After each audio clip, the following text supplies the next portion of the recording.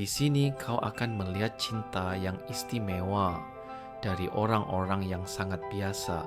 Cinta yang muncul bukan dari kemewahan, tapi dari luka, penyesalan, dan harapan yang diam. Dan kadang cinta itu datang di saat kita tidak lagi mengharapkannya. Yang Oke sedang minum dan berdansa dengan kapten kapal di klub malam.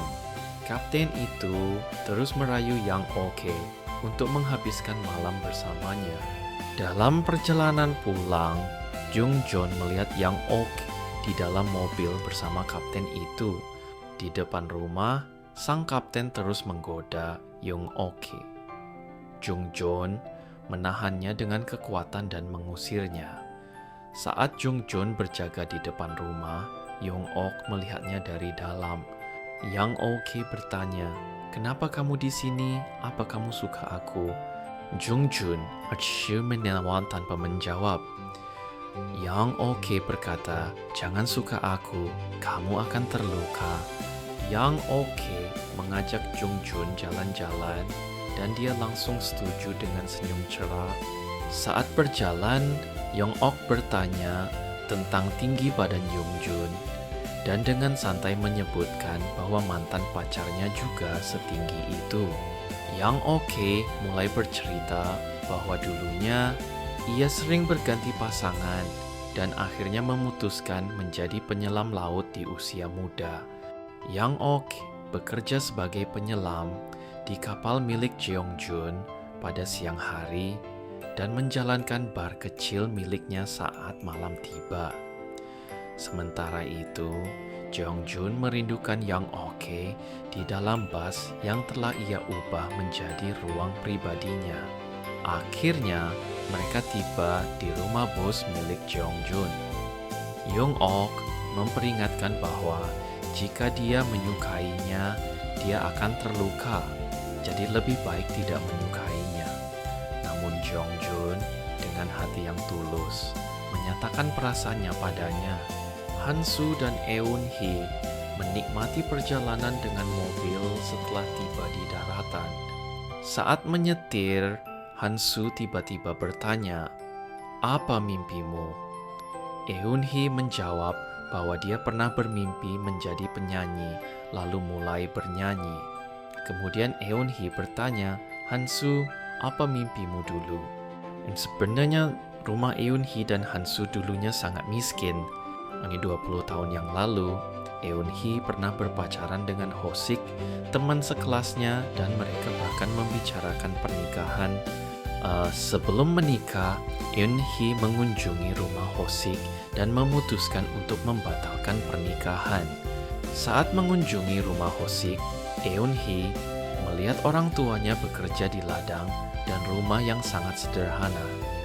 Ia berpikir, "Aku sudah miskin sekarang, dan jika menikah, hidupku akan terus miskin." Akhirnya, ia membatalkan pernikahan dan mulai berjualan ikan sendirian hingga menjadi kaya. Lalu Eun-hee bertanya, "Apa impianmu dulu?" Lalu Han-soo menjawab, "Aku bermimpi menjadi pemain basket." Benano, mereka pergi ke pusat kota dan secara perlahan tenggelam dalam kenangan masa lalu. Sampai akhirnya tiba di lapangan basket di sebuah taman. Di sana, Eun-hee mulai bernyanyi sementara Han-soo bermain basket. Saat itu, sentuhan lembut dari Han-soo mulai terasa perlahan. Dua orang itu masuk ke hotel dan saat Han-soo mengatakan bahwa dia memesan 2 kamar, Eun-hee merasa sedikit kecewa. Dua orang itu masuk ke hotel dan saat Han-soo mengatakan bahwa dia memesan 2 kamar, Eun-hee merasa sedikit kecewa. Teman-teman mendesaknya untuk tidak meminjamkan uang dan segera kembali ke Jeju. Tapi Eun-hee menutup telepon dengan mengatakan bahwa dia akan pulang setelah sarapan besok pagi. Dengan hati yang gundah, Eun-hee bertanya pada Han-soo, "Hari ini kita jalan-jalan, datang ke hotel bersama, minum wine. Lalu apa? Haruskah kita tidur bersama?" Aku merasa kamu telah membohongiku. Hari ini aku kehilangan seorang teman dekat. Malam itu, istri Hansu yang berada di Amerika menelepon.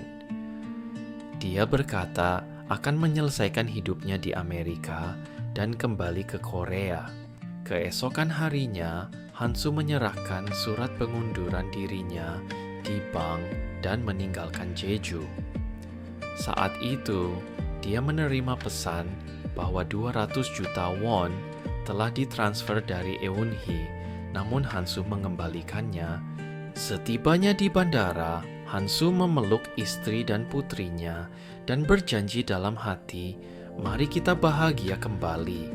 Eunhee kembali berjualan ikan seperti dulu, lalu tertidur setelah menulis catatan di buku hariannya, "Cinta pertamaku, Hansu."